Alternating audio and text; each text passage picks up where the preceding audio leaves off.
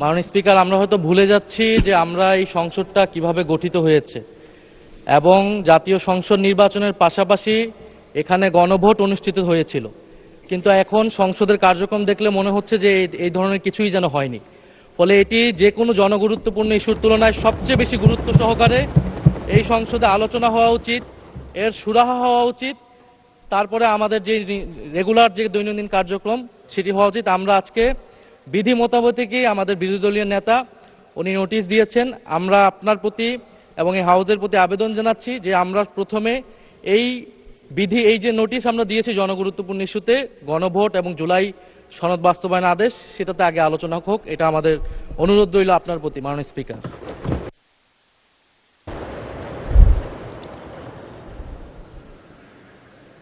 মাননীয় বিরোধী দলের মাননীয় চিফ হুইপ। জি, মাননীয় স্পিকার, বিরোধী দলের নেতার প্রতি যথাযথ সম্মান রেখেই বলছি, এটা যাবৎকাল বাংলাদেশের স্বাধীনতার পর থেকে যা হয়ে আসছে, যার কাস্টম এবং যেটা রেওয়াজ আমরা চালু করেছি, তা হলো এই যে সংসদ সদস্যদের অধিকার যে প্রশ্নোত্তর আমরা সংসদকে লায়াবল করব, তাদের কাছে অ্যাকাউন্টেবল করব। আর ৭১ বিধি আমার এলাকা বা কোনো গুরুত্বপূর্ণ বিষয় নিয়ে আলোচনা আসলে সাধারণত সেগুলো আলোচনা হয়। এটার জন্য 2 ঘন্টার সময় নির্ধারিত আছে, 1 ঘন্টা 1 ঘন্টা। এরপরে বিজনেসের দিনের এই সকল বিষয়ে আলোচনা আসতে পারে। যেমন মাননীয় বিরোধী দলীয় নেতা যে কথা বলেছেন, আমরা অত্যন্ত সম্মানের সাথে বলি, নিশ্চয়ই এটা আলোচনা আসবে, আজকেও আলোচনা আসতে পারে, অথবা সংসদ মাননীয় স্পিকার যেভাবে নির্ধারিত করেন এই বিষয়টা আলোচনা হতে পারে, এবং এটা অত্যন্ত গুরুত্বপূর্ণ বিষয় তিনি নিয়ে এসেছেন। আমাদের দিক থেকে কোনো অসুবিধা নেই, কিন্তু বিষয়টি হলো এই, আমরা সকল মাননীয় সদস্যদের জানাতে চাই বা তাদের কাছে তাদের সহযোগিতা চাই এইভাবে যে এইটা আমাদের অধিকার, সকল সদস্য। বেসরকারি সদস্য হলো যে মন্ত্রী বাদে এবং হুইপ চিফ হুইপ বাদে সকল সদস্যই বেসরকারি সদস্য, সরকারি বেঞ্চ হোক অথবা অপোজিশন হোক।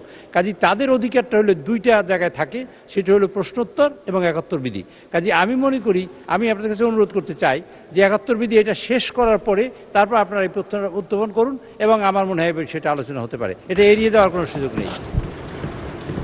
মাননীয় বিরোধী দলের নেতা, আপনার দৃষ্টি আকর্ষণ করছি, আপনার যে নোটিশটা এনেছেন সেটা আমরা দেখছি।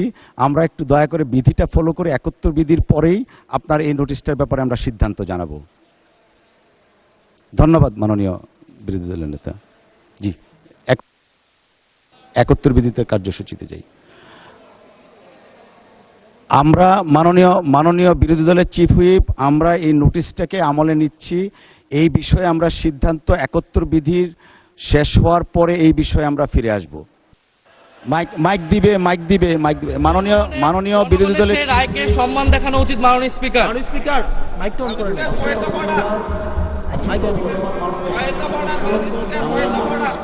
দিনের কার্যসূচি অনুসারে আমরা যেটা বিধি মোতাবেক আছে সেই দিকে যাচ্ছি। মাননীয় বিরোধী দলের নেতা যে নোটিশটা দিয়েছেন সেই নোটিশটা আমরা পেয়েছি। এই নোটিশের ব্যাপারে আমরা যথাবিহিত পদক্ষেপ নিব। আমরা ৭১ বিধিটার দিকে একটু এগিয়ে তারপরে আমরা এটাতে আসছি। ধন্যবাদ মাননীয় স্পিকার, মাননীয় সংসদ সদস্য।